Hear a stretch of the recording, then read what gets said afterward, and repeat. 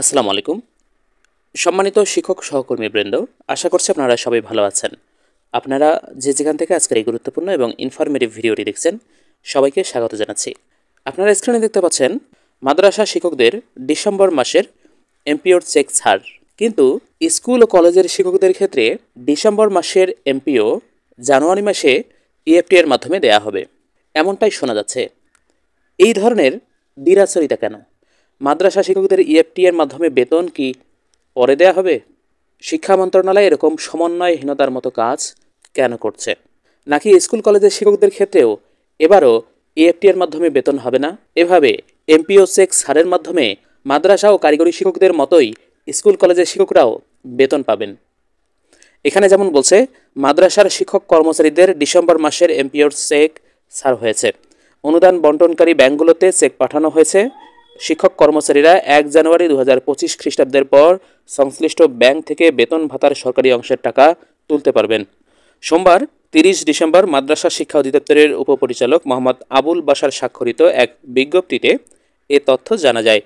বিজ্ঞপ্তিতে বলা হয়, মাদ্রাসা শিক্ষা অধিদপ্তরাধীন বেসরকারি শিক্ষা প্রতিষ্ঠানসমূহের মাদ্রাসা শিক্ষক কর্মচারীগণের ডিসেম্বর 2024 মাসের বেতন ভাতাদির সরকারি অংশের 4টি চেক অনুদান বন্টনকারী অগ্রণী ও রূপালী ব্যাংক লিমিটেড প্রধান কার্যালয় এবং জনতা ও সোনালী ব্যাংক লিমিটেড স্থানীয় কার্যালয়ে 30/12/2024 খ্রিস্টাব্দ তারিখে হস্তান্তর করা হয়েছে। এমপিওর স্মারক নম্বর এখানে উল্লেখ করা আছে, তারিখ 30/12/2024 খ্রিস্টাব্দ।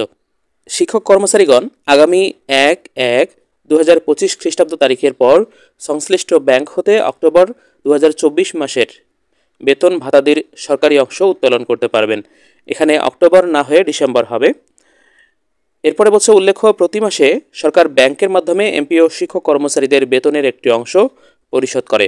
তবে এর কোনো নির্দিষ্ট তারিখ নির্ধারণ করা নেই বলে শিক্ষকদের আগ্রহে থাকে কবে এমপিও চেক ছাড় করা হবে। এমপিও হলো মান্থলি পে অর্ডার বা মাসিক বেতন আদেশ, যার মাধ্যমে বেসরকারি শিক্ষা প্রতিষ্ঠানের শিক্ষক ও কর্মচারীদের বেতন ওই প্রতিষ্ঠানের বদলে পরিশোধ করে সরকার।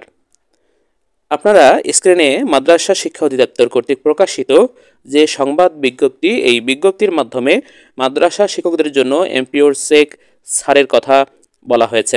এখানে বলছে, মাদ্রাসা শিক্ষা অধিদপ্তরাধীন বেসরকারি শিক্ষা প্রতিষ্ঠানসমূহের মাদ্রাসা শিক্ষক কর্মচারীগণের ডিসেম্বর 2024 মাসের এমপিও বেতন ভাতাদির সরকারি অংশ এর 4টি চেক বন্টনকারী অগ্রণী ও রূপালী ব্যাংক লিমিটেড প্রধান কার্যালয় এবং জনতা ও সোনালী ব্যাংক লিমিটেড স্থানীয় কার্যালয়ে 30/12/2024 খ্রিস্টাব্দ তারিখে হস্তান্তর করা হয়েছে।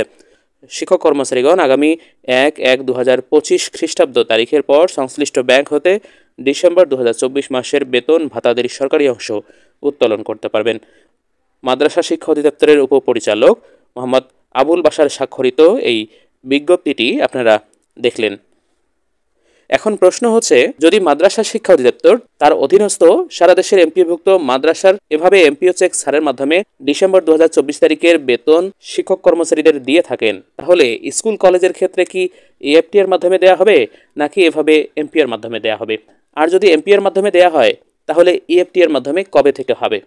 যদিও বলা ছিল যে জানুয়ারি মাস থেকে শিক্ষকরা ইএফটি এর মাধ্যমে বেতন পাবেন, তাহলে কি জানুয়ারি মাসের বেতন ফেব্রুয়ারিতে গিয়ে ইএফটি এর মাধ্যমে বেতন পাবেন শিক্ষক কর্মচারীরা, নাকি ডিসেম্বরের বেতন জানুয়ারির 1 তারিখ থেকে ইএফটি এর মাধ্যমে তুলতে পারবেন শিক্ষক কর্মচারীরা? যদি তাই হয়, তাহলে মাদ্রাসা এবং স্কুল কলেজের ক্ষেত্রে এরকম বৈষম্যমূলক আচরণ কেন করছে শিক্ষা মন্ত্রণালয়? সম্মানিত দর্শক, আজকের এই গুরুত্বপূর্ণ এবং ইনফরমেটিভ ভিডিওটি এ পর্যন্তই। এই ধরনের শিক্ষক ও শিক্ষামূলক নিউজগুলো প্রতিনিয়ত আমাদের এই চ্যানেলে আপলোড করা হচ্ছে, তাই সেই আপডেটগুলো মিস করতে না চাইলে এখনই চ্যানেলটি সাবস্ক্রাইব করুন এবং পাশে থাকা বেল আইকনটিকে অন করে দিন। আপনারা সবাই ভালো থাকবেন, সুস্থ থাকবেন। দেখা হবে পরবর্তী ভিডিওতে। আল্লাহ হাফেজ।